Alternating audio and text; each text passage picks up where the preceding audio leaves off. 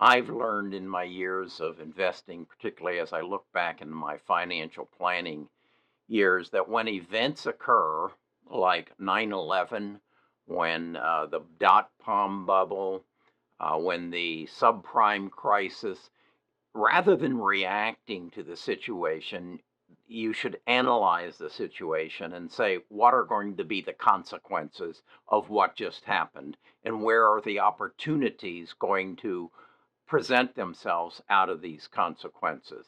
So I look at our situation now with the coronavirus, with the civil unrest, with the high unemployment, with people now wanting to stay at home to work, with some moving away from the downtown areas. And even I'm reading some companies are saying they want to move their headquarters to cities where it doesn't cost so much to live. There's a whole social awareness that is happening in our civilization right now, and it's not just in the United States, in the world. So as an investor, I want to say, okay, based on what I see happening, what's the next thing that's going to happen? And as I alluded in a video I just did, that I want to get involved in this 5G build out. I have said in the past I'm satisfied being involved in the monetization of 5G, and that's why I stuck with the big six. But now I see, as a result of these changes that are coming at the opportune time that technology is converging, that I want to get involved in the 5G build out. I want to find the companies that have positioned themselves to take advantage of this build out. And I think I have found one. I think I found several, but I want to talk about them individually because you need to understand why I'm choosing them. The first one I'm going to talk about is Marvell Technologies. Marvell Technologies is a 25-year-old company that kind of lost its way. And then back in 4 years ago, they got a new president by the name of Matt Murphy. And Matt has taken this company and recognized that their place is in data infrastructure opportunities. And they are a integrated circuit company. They're based in California, and they have positioned themselves over the last couple of years through some acquisitions to take advantage of what I believe our government is going to do to put people back to work and to take advantage of or not to take advantage, correct civil unrest and put people to work. And they're going to do it through building our infrastructure. So what does that mean? That means bridges, highways, and 5G. We have fallen behind South Korea and China as far as 5G, and we're going to make a major effort. We have changed our way of financing things. We know with low interest rates and low inflation, we can borrow more money. So once this coronavirus is kind of settled, I don't say gone away, but settled, there's going to be a punch of money flowing into infrastructure. And I want you to know about Marvell Technologies. I made a purchase of it just this week, and I think you should too. So rather than me try to explain, Jim Cramer did a good interview this last week with Matt Murphy, and I want you to see what he talks about their efforts in 5G, in cloud, in automotive. Now, I've talked about automotive before, and I don't know that you know this, but your car has roughly 144 sensors in your car to pump information into the cloud that then comes back to you in form of advertising, for service alerts, for GPS, for whatever. Well, Marvell has created a position in these automotive companies very recently and coming out in the coming months as the new models are produced. But let me let Matt Murphy explain that to you. Let's check in with Matt Murphy. He's the bankable president and CEO of Marvell Technology. Get a better read on the quarter and where the company's headed. Mr. Murphy, welcome back to Mad Money. Hi, Jim. How you doing? Well, Matt, it's happy 25th birthday for Marvell, but I think you need to walk through our viewers. This is not the Marvell of 25 years ago or even 25 months ago. It's one that really is in keeping with what we're watching right now that's playing out in technology. Yeah, Jim, it's been first of all, it's been a great 25-year celebration of the company this year.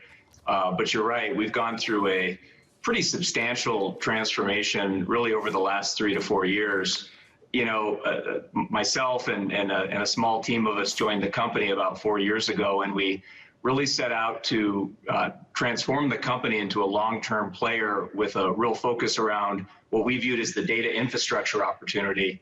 And I think, as you can see, as the strategy's played out over the last few years, it's extremely relevant in today's environment, with now major growth drivers for the company at our back, including 5G, cloud, segments of enterprise, as well as automotive for next generation opportunities. You know, it's funny. Automotive was the one that was really the flavor of the day today, because China automotive was up 11.5%. And I thought of you because when I went over your quarter, the one thing I was worried about was like, oh, darn, he's got 5G I love, he's got data center I love, but he's got auto. But the truth is that auto can suddenly get hot, right?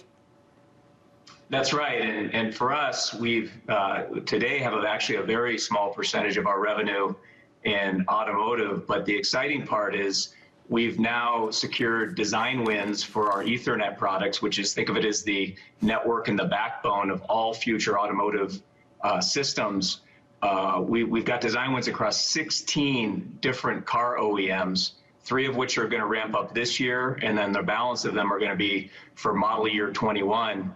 And to your point, while there's been a very short-term disruption in automotive production due to the coronavirus, there are certainly signs that that situation is improving. And so we believe by the time the car models that we're in, which are all the brand new models ramping next year, there are certainly very positive signs of production resuming.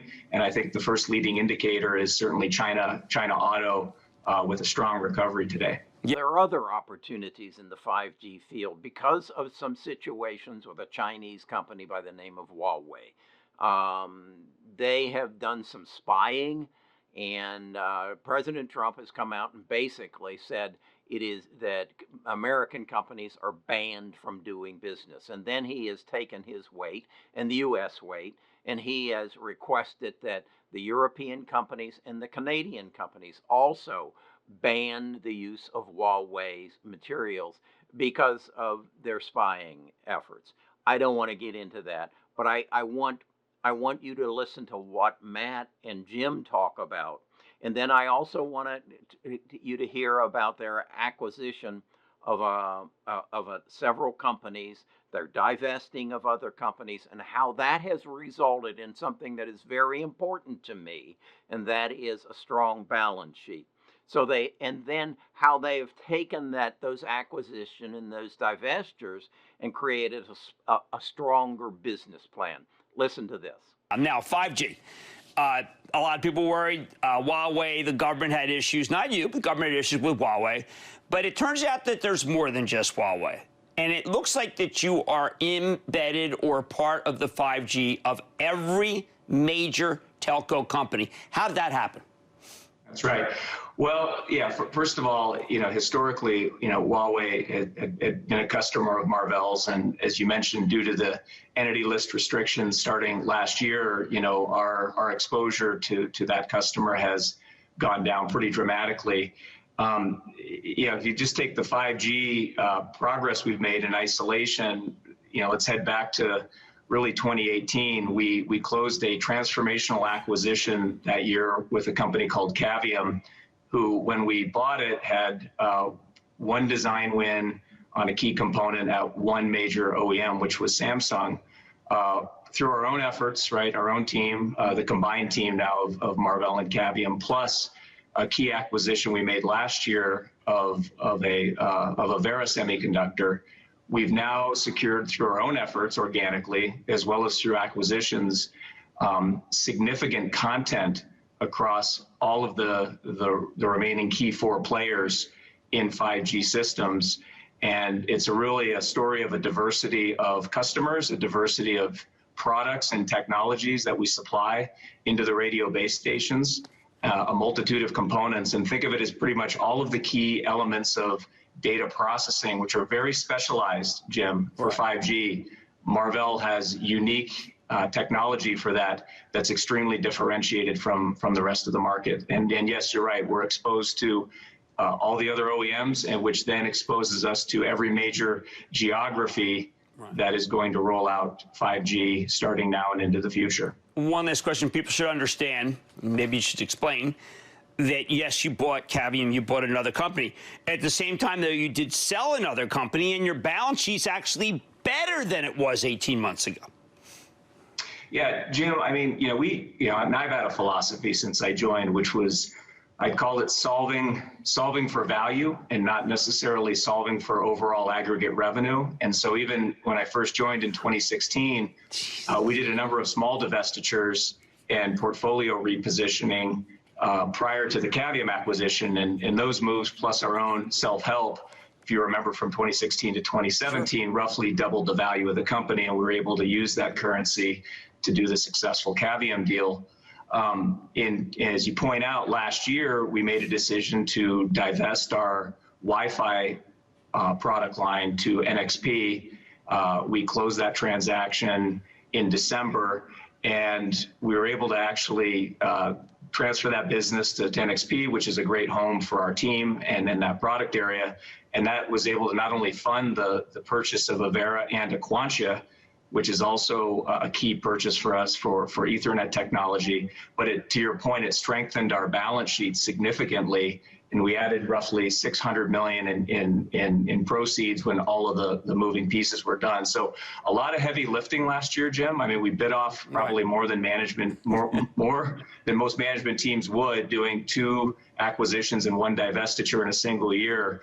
But I think these portfolio moves plus our own efforts have really put us in a great position now to be the leading company in what we call the data infrastructure opportunity. You absolutely. Okay, that's Marvell. This is an opportunity. This is how I want you to think of investing in the future. Listen to the news, read the Wall Street Journal, set up your Google alerts so that you are educated as to what is going to happen relative to what just happened yesterday or what happened last week. Interpret those as to what are your business opportunities as a result of them? What are your investment opportunities? What companies do you want to claim ownership in as a result of what happened last night? And this, if you'll get in that mindset as an investor, don't worry so much about last week's or last quarter's profits. That's where everybody else is. I want you to change your mindset and you go towards what's going to happen next month, what's going to happen 6 months from now. And we're going to have a 5G build out, and we're going to have 5G affecting our automobiles, and we're going to build smart homes, and technology is going to become a bigger and bigger a part of our lives. And you need to not be worrying about what they did last year, because last year is irrelevant to what's going to happen 3 to 5 years. And that's how we're going to invest. I used the word earlier, Google Alerts, and I want to explain that to you. Go to Google and Google Alerts. If you're interested in Marvell Technology, you need to set up a Google Alert so that every morning your email is filled with articles that are relative to Marvell Technologies. You should have one set up on Facebook stock. You should have one set up on Google stock, on Apple stock, on IBM, on Microsoft. So you are getting the same information that the stock analysts are, and you're interpreting it not based on last year's profits or last quarter's performance, but on what is happening in the world around us and how are they responding to it. I saw a clip on this morning on Squawk Box, and an analyst was saying that he thought Facebook had run its course, that they have feasted off the overuse of Facebook as a result of the coronavirus, and that they weren't sustaining, they weren't growing. Well, what he doesn't know is that Facebook bought 10% of Geo, which is the largest telecommunication company in India, and that's going to double their exposure or triple their exposure through the internet. So he's basing his analysis on current rather than future, and we think in the future. So look at Marvell Technologies, give me some feedback of what you think, and then next week I'm going to tell you about the next one that I'm going to buy.